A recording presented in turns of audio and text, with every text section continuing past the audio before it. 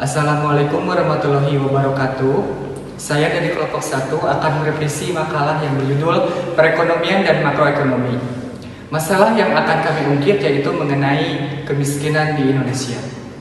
Jadi, kemiskinan merupakan kondisi seseorang yang tidak memiliki kemampuan untuk memenuhi kebutuhan, mencukupi kebutuhan hidupnya dan standar hidup minimum, diakibatkan oleh pendapatan yang rendah.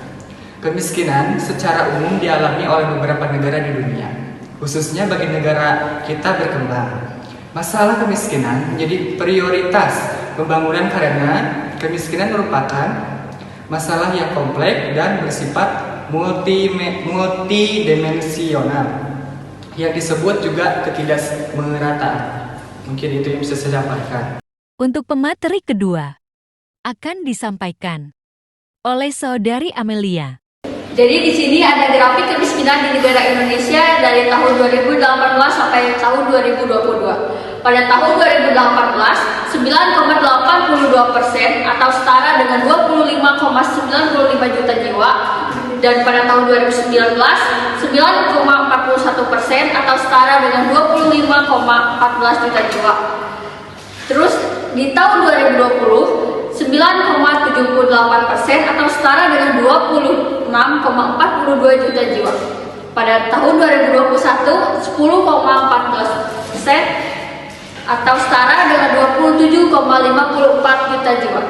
Dan pada tahun 2022, 9,54% atau setara dengan 26,16 juta jiwa.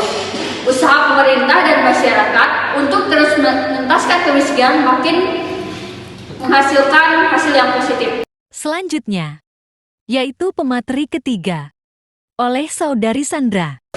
Ada beberapa penyebab kemiskinan. Yang pertama, penyebab individual atau patologis yang melihat kemiskinan sebagai akibat dari perilaku, pilihan, kemampuan dari kemiskinan.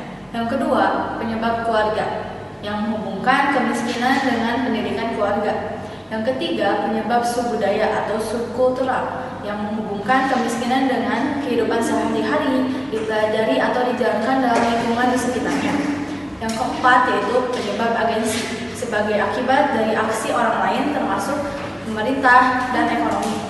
Yang kelima, yaitu penyebab struktural yang memberikan alasan bahwa kemiskinan merupakan hasil dari struktur sosial dan kebijakan pemerintah. Selanjutnya, pemateri keempat oleh Saudari Wulan. Ada beberapa pertimbangan yang dapat diambil untuk mengurangi kemiskinan.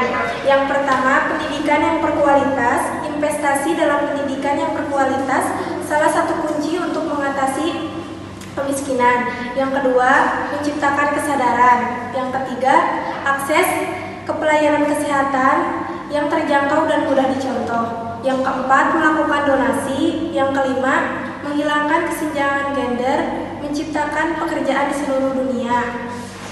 Yang keenam, membangun jaringan perlindungan sosial untuk masyarakat yang rentan dan dapat membantu mengurangi ketidaksetaraan dan kemiskinan. Yang ketujuh, melakukan pemberantasan korupsi. Yang kedelapan, perlindungan sosial, program perlindungan sosial seperti bantuan KIPK, beasiswa, dan program makanan. Terima kasih. Pemateri terakhir yaitu kesimpulan yang akan disampaikan oleh Saudara Radit. Selanjutnya saya akan menyimpulkan dari 4 rekan dari kelompok saya. Kesimpulan secara keseluruhan dapat kami uraikan menurut pendapat kelompok kami.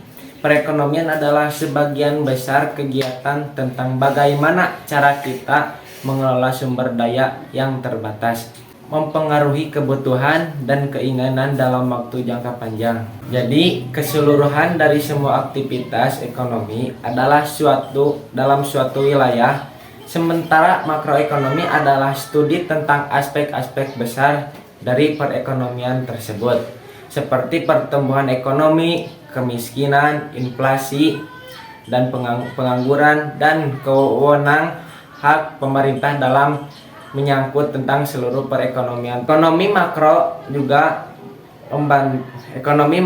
membantu kita untuk memahami dan menganalisis kesehatan dan perkembangan ekonomi dalam suatu negara maupun suatu wilayah. Sekian dari saya. Selanjutnya moderator menutup hasil presentasi. Sekian yang dapat saya sampaikan. Saya Ipan Sripulo, pamit undur diri. Wassalamualaikum warahmatullahi wabarakatuh.